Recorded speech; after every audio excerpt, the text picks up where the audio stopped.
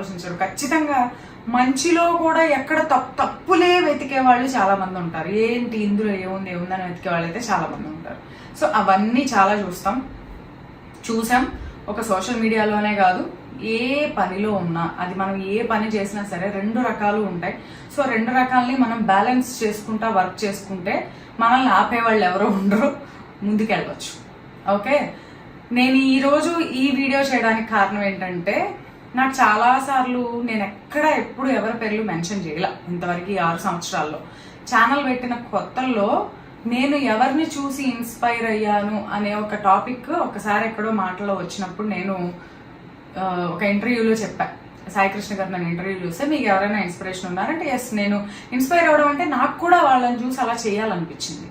అంతకు మించి ఏ రోజు నేను ఎవరి పేరుని మన ఛానల్లో చెప్పి బాగా పాపులర్ అయిన యూట్యూబర్స్, వన్స్ మనం ఒక ప్రొఫెషన్లోకి వచ్చాక దాంట్లో ఉన్న వాళ్ళు మనం గనక వన్స్ సక్సెస్ అవుతుంటే డెఫినెట్గా మనకి కాంటాక్ట్స్ అనేవి వస్తాయి. మనం కాంటాక్ట్ అవ్వచ్చు, లేదా వాళ్ళు మనల్ని కాంటాక్ట్ అవ్వచ్చు. టు బీ ఫ్రాంక్, నేనంటూ ఏ రోజు ఎవరిని కాంటాక్ట్ చేయలేదు.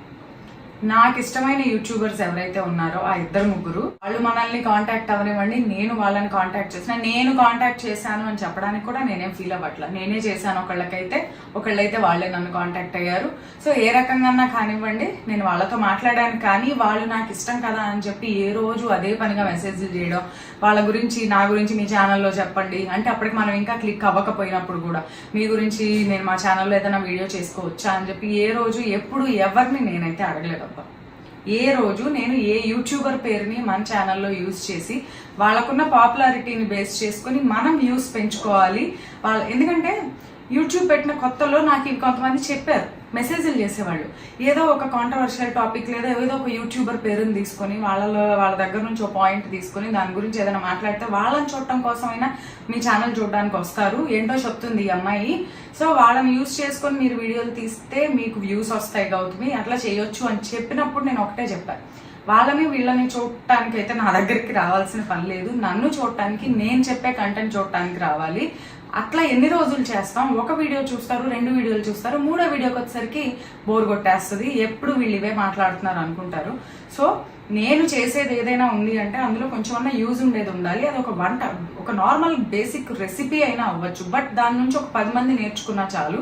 లేదు అంటారా, సహజంగా నాకు తెలిసిన ఇన్ఫర్మేషన్ ఏదైనా చెప్తాను, కానీ అట్లా నేను చేయను అనుకున్నా. ఈ రోజు వరకు నేను అలా ఎప్పుడు చేయలేదు. సో ఇప్పుడు నేను ఇవన్నీ ఎందుకు మాట్లాడాల్సి వస్తుందంటే, నాకు కొంతమంది మెసేజెస్ చేస్తున్నారు ఒక 2-3 డేస్ నుంచి, ఎక్కడో ఏదో యూట్యూబ్లో ఏం పొరపాటు జరిగిందో, ఎవరితో పొరపాటు జరిగిందో నాకు తెలియదు. అంటే మన వైపు నుంచి మనం ఒక ఫుడ్స్, ఈ స్మార్ట్ ఫుడ్స్ అని ఒకప్పుడు బాగా నేను వేరే ఎప్పుడు నేను చెప్పాల, నా వాటి గురించి చెప్పా. సో ఫుడ్స్ గురించి కానీ, ఈ మధ్య అయితే క్లాతింగ్ గురించి కానీ ఏదో ఒకటి అప్డేట్ చేస్తూ ఉన్నా కదా. సో వాటిని చూసి ఎవరో ఎక్కడో ప్రమోషన్స్ చేస్తున్నారు, ఎవరో ఎక్కడో ప్రమోషన్స్ వల్ల నష్టపోయిన వాళ్ళు, అంటే వీళ్ళు చేసే ప్రమోషన్స్ వల్ల వేరే ఎవరో పోయిన వాళ్ళు నాకు కూడా, అంటే అందరూ అలానే ఉంటారు అనుకుంటున్నారో ఏంటో మరి నాకైతే తెలీదు. ఏదైనా ఈ 2-3 రోజుల నుంచి నాకు కొంచెం మెసేజెస్ ఎక్కువ అయ్యాయి అనమాట. సో ఏంటంటే, మన దగ్గర ఏదైనా తీసుకోవాలన్నా ఏదైనా అడగాలన్నా కూడా ఇది జెన్యూనేనా, మీరు ఇదేనా, మీరు మీదే చేస్తున్నారా, ఇదేమన్నానా, దీంట్లో మేమన్నా మోసపోతాం. From the first day YouTube పెట్టిన రోజు నేను చెప్పాను, అంటే